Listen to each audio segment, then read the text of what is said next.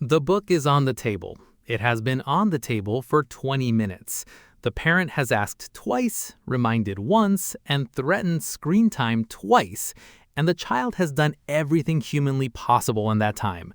Reorganized their pencil case, stared at the ceiling, asked for a snack, needed the bathroom, anything at all except open the book. And when the parent finally says, just sit down and read, the child looks them dead in the eye and says, I don't want to. Reading is boring. For a parent who loves books, this is somewhere between baffling and heartbreaking. For a parent who didn't particularly love reading either, it still feels like a problem. Because every teacher, every report, every piece of parenting advice ever written says that reading is foundational, that children who read do better, that reading opens everything else up. So the pressure is real, the stakes feel high, and the child is sitting there like a locked door. This video is going to give parents the exact words to say when a child flat out refuses to read. Words that lower the resistance, open the door, and over time build something that no amount of forcing ever could. A child who actually wants to read. First, it helps to understand what is really happening when a child refuses to read, because I don't want to and reading is boring are almost never the full story. There are several things that statement can actually mean, and the approach changes significantly depending on which one it is. For some children, reading refusal is about struggle. Reading is hard for them in a way that hasn't been identified or addressed. Decoding words takes effort that other children don't visibly seem to expend, and the gap between their effort and the result feels humiliating. Saying it's boring is infinitely less vulnerable than saying it's hard and I feel stupid when I do it. Parents and teachers hear boring. They should sometimes be hearing scared. For other children, reading refusal is genuinely about competition. Books are competing with screens, and screens are engineered by entire teams of people to be maximally engaging. A child choosing a tablet over a book is not demonstrating a character flaw. They're responding rationally to a dopamine landscape that a paperback simply cannot match on its own terms. The solution is not to make the child feel guilty for preferring the more stimulating option. The solution is to change the context around books. For a third group of children, reading refusal is about autonomy. They've been told what to read, when to read, for how long to read, and how to respond to what they've read. Reading has become something that happens to them, rather than something they do. And children who feel controlled tend to resist, not because they hate the activity, but because resistance is the only power they have in the situation. Knowing which of these is driving the refusal determines everything about what to say. So before getting to the words, a parent needs a few days of observation, or one honest conversation. And that conversation starts like this, not during a reading standoff, but at a calm, neutral moment. I've noticed reading isn't your favorite thing. I'm not going to force it right now. I just want to understand. Is it that it feels hard? Or is it that it feels boring? Or is it something else? Give the child space to answer. Do not jump in. Do not finish their sentence. Whatever they say, and some children will shrug, and that's okay too, this conversation signals something important. The parent is not approaching this as a battle to win. They're approaching it as a puzzle to solve together.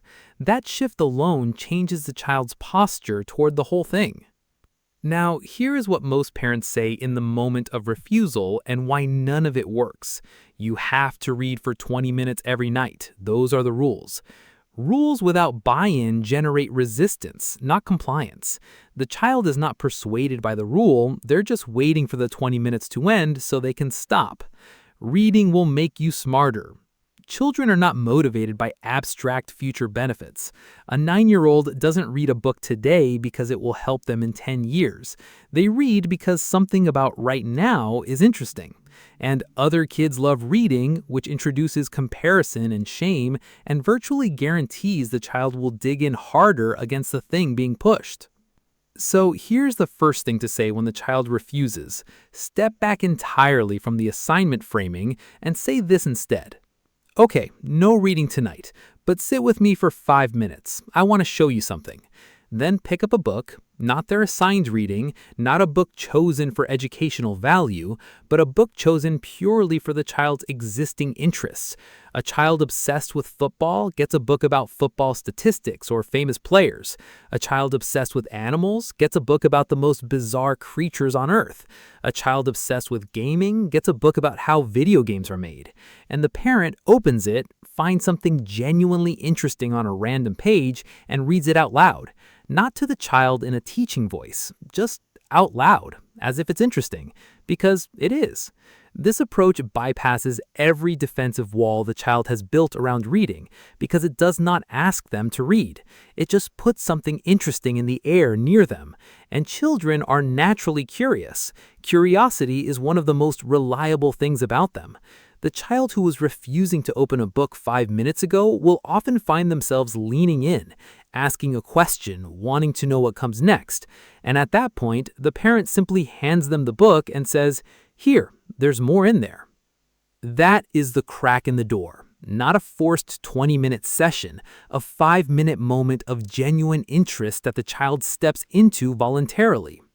Once a child has found even one book they are genuinely interested in, something shifts. They have evidence from their own experience that reading can be engaging. That is the most powerful persuasion tool available.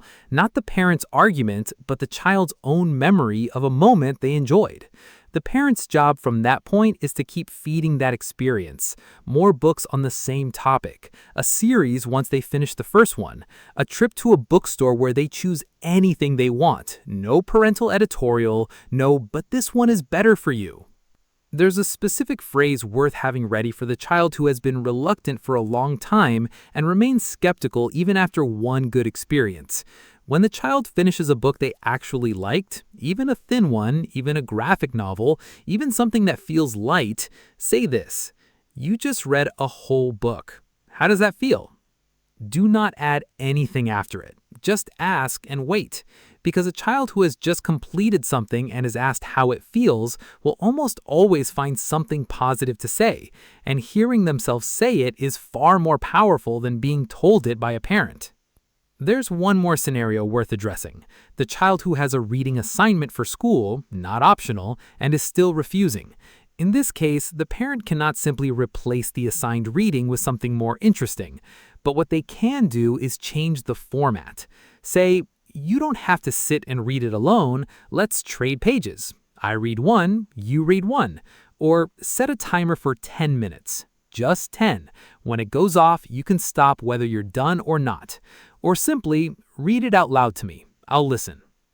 Each of these removes the thing that makes the assignment feel insurmountable: the solitary, pressured, performance-heavy nature of sitting down to read a book that was chosen for them by someone else. Reading out loud to a parent is different. Trading pages is different. A 10-minute timer with a guaranteed exit is different. The words on the page are the same. The experience of engaging with them changes completely. Here's the long view. A child who is forced to read every night for years and never finds a book they love will become an adult who does not read. A child who is given space, given choice, given the occasional 5-minute moment of genuine interest from a parent, and who is never shamed for finding it hard, that child has a real chance of finding reading on their own terms. And the reader found on their own terms is a reader for life. The goal is not a child who reads because they have to. The goal is a child who reads because they discovered at some point that a book gave them something they actually wanted. Say it simply the next time they refuse. "Okay, no reading tonight. Just sit with me for 5 minutes. I want to show you something." That sentence opens everything. If this video helped, please give it a like. It helps more families find this channel. And subscribe for more videos just like this one, because every school-age challenge has a better way through it. And here's the common question for today. Were you a reader as a kid, or did someone have to drag you to every book? And if something changed and you became a reader later, what was the book that did it? Drop it below. These answers are going to be genuinely fascinating, and they might just give another parent the exact title they need to hand their child tonight.